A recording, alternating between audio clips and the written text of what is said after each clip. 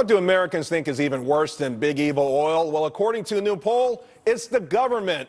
The first time in Gallup polling history, only 17% of Americans have a favorable view of the federal government. This means the feds have hit rock bottom as they are now the most unpopular industry in the nation. Here to discuss are the freedom fighters, filmmaker and director of The Cartel, Bobby Bowden, radio host Nancy Skinner, and Suffolk University economics professor and Independent Institute senior fellow Ben Powell. Ben, let's start with you. The idea that the federal government is the most unpopular of all industries is almost baffling in this big government era that we live in.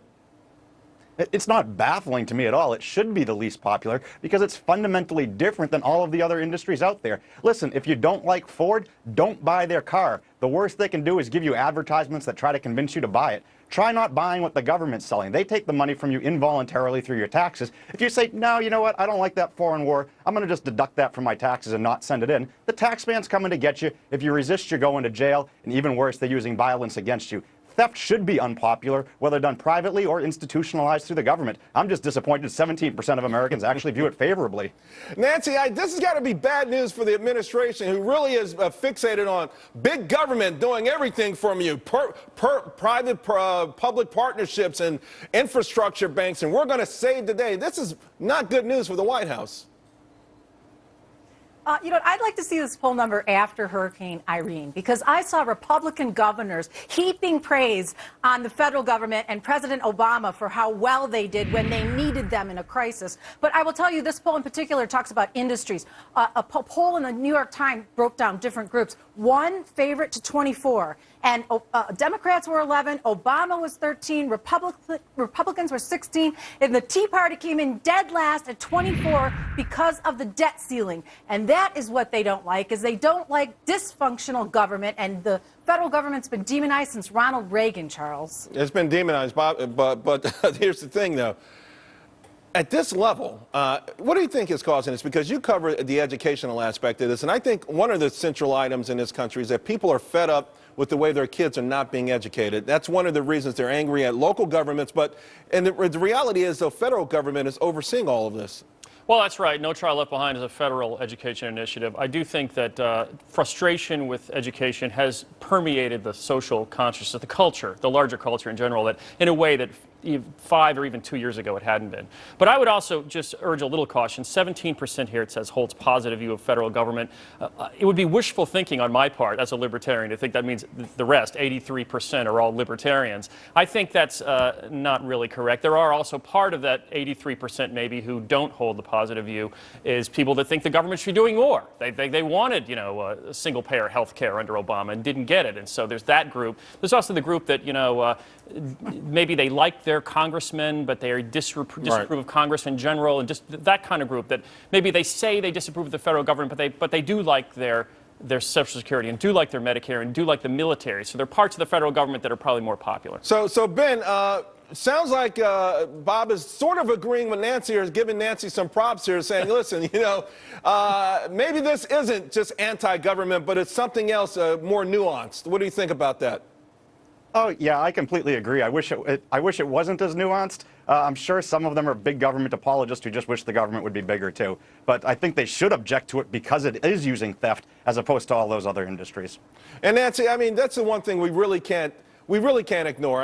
Everyone knows the deficit problem is a serious problem. People are concerned about it. We know that the federal government is spending wildly, and it doesn't matter what side of the aisle you're on. You can say over the last 6 years, it's ballooned pretty big. So people are worried about that because ultimately it impacts their family, it impacts their children and their grandchildren. And that's a good enough reason for most to be upset with the federal government. But you know what, Charles? Every poll shows that Americans are more worried about the unemployment in this country than they are the deficit. Not that the deficit is not a problem, but when people can't work and they're desperate, they want jobs. And the Fed has run out of policy tools to be able to create jobs, and the private sector's sitting on huge profits. These two issues are related. These two issues are related, Nancy. The two issues are related. A big deficit implies future taxations, which keeps business investment on the sideline. Take care of the deficit, and you're putting a better environment in there for businesses to grow and create jobs that are actually productive instead of the crazy ones that Washington will do. How does that create jobs? a good business environment where they make when a investments to person create has a products that job, serve they consumers, pay you have to put people to taxes. work to do that. The Yeah, job let me itself just- is a bad thing. How do you do that? Hold on, guys. Let's shift gears here a little bit, All right. because perhaps the reason the federal government has had such a low approval rating is because it wastes so much money. A bipartisan commission has found that at least $1 in every $6 the U.S. is spending on contracts and grants in Iraq and Afghanistan over the past decade has been wasted.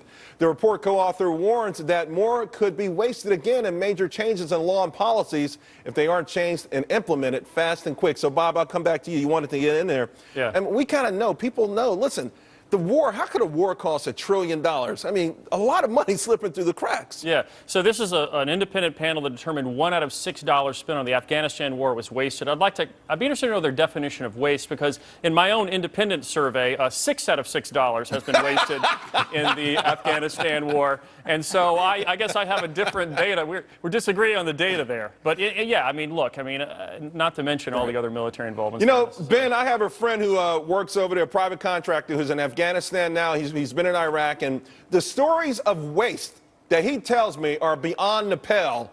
Why aren't these getting more, get more play in the public, and why can't something be done about it?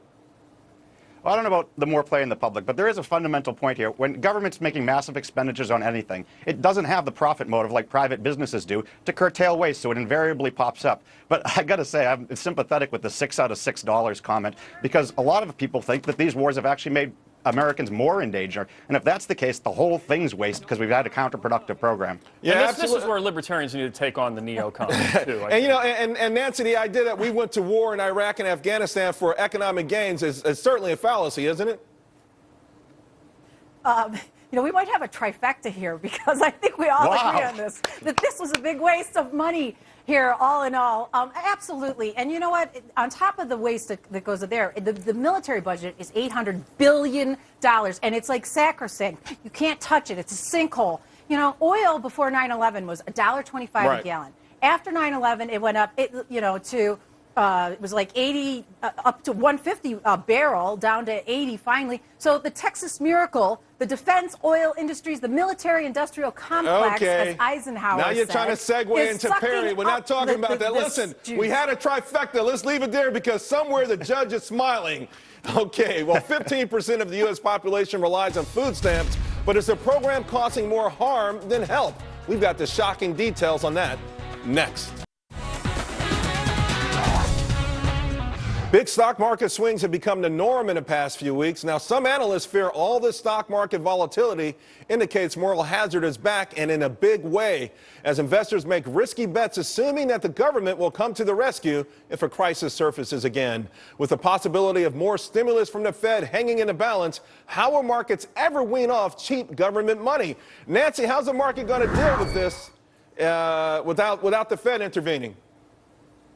That's what markets do. They bet. They're casinos. When the hurricane was coming, you saw oil prices shoot up and insurance go down. Stimulus is the same way. Short-term traders really benefit because they know that the stimulus is going to help the economy, and that's why it's working. It's the option of last resort, Charles. I don't know, Ben. It might be the option of first resort. We found out the Fed pumped up $1.2 trillion secretly to banks to keep them propped up.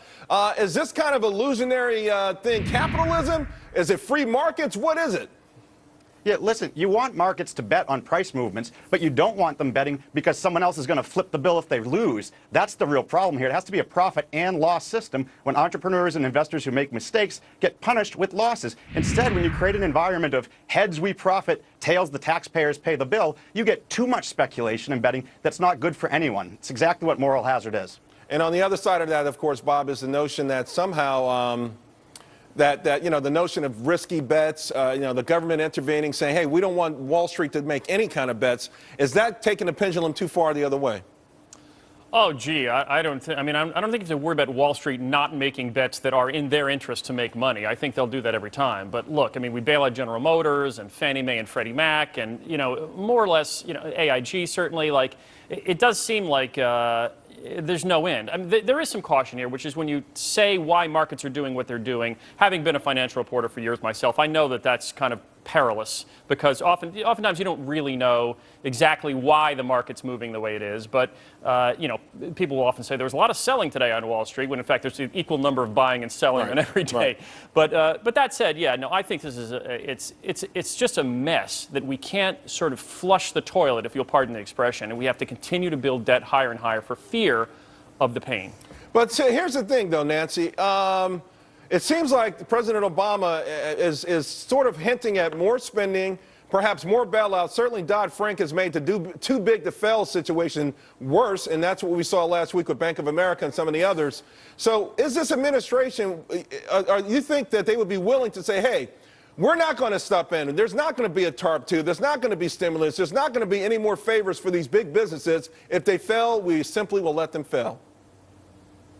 That's what Dodd-Frank does. It says, listen, we're never going to let this happen again. We don't want too big to fail. So they set up an organized system, just like we have with the FDIC, so that they can dismantle industries and we don't have to bail them out again. It is exactly what it did. And you know what? This whole idea of moral hazard, the fact is, the bigger problem is that no one has jobs, and companies aren't going to start hiring again because everybody's unemployed and they're broke. So until we create jobs with stimulus, with infrastructure, rebuilding our schools, our electricity grid, all those things, we're not going to get companies hiring again. Right. We're at a stalemate. It's a dead end right now. So along the line of that thinking, more than 45 million Americans, or about 15% of the population, now turn to the government for food stamps. That's an increase of 74% since 2007. Bob, is this a sustainable program? Yeah, I was surprised by this number. 74%, close to doubling since 2007 is amazing. And this isn't even counting the WIC program for women and infants and children. There are a number of these programs. In my opinion, the first thing to do is, I believe in federalism in the 10th Amendment. Why really should this be a federal program? Shouldn't states administer their own programs along these lines? And that way you could have experiments, you could have different innovations, you could learn from different states that try different things. It really, in my opinion, has no business being federal.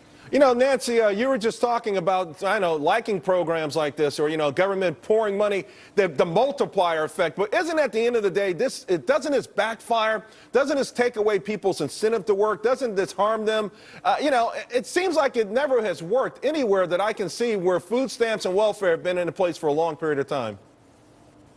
Well, it's funny that your guest said we could experiment, between food and starvation? I mean, No, I'm saying have the states do different programs. The states could try different kinds of initiatives to make people more responsible and get them off the program. But here's what you're missing. Here's a fundamental problem here. It's cause and effect. The effect is food stamps. The cause was a killer recession where we lost 8 million jobs. People don't go on food stamps because they want to. Trust me. No, it's a system. We lost so many jobs and we haven't been able to recover those jobs. Well, hold on one second. I will say this, like Ben, lazy people may not go on them because they want to, but they have a hard time getting off of them. And I can tell you that from firsthand experience, too. What do you think should be done? 2 points here. One reason that the numbers are so far up is because all of the stimulus package and bailouts that Nancy apologizes for haven't worked. That's why so many people are on it. Second, the alternative isn't starvation. Historically, there's a long tradition in the United States of civil society taking care of those in need. So sometimes it used to be family members and church groups, but importantly, historically it was mutual aid societies, groups sometimes locally, sometimes nationally, where people paid their dues, and when members fell on hard times, they took benefits from the organization. These things weren't trivial. The Independent Order of Odd Fellows, which in itself is an odd name, was one national group in the mid-19th century. In the middle of the century, they spent more than $1 billion in these type of transfers. What happened was food stamp programs and other government programs crowded it out.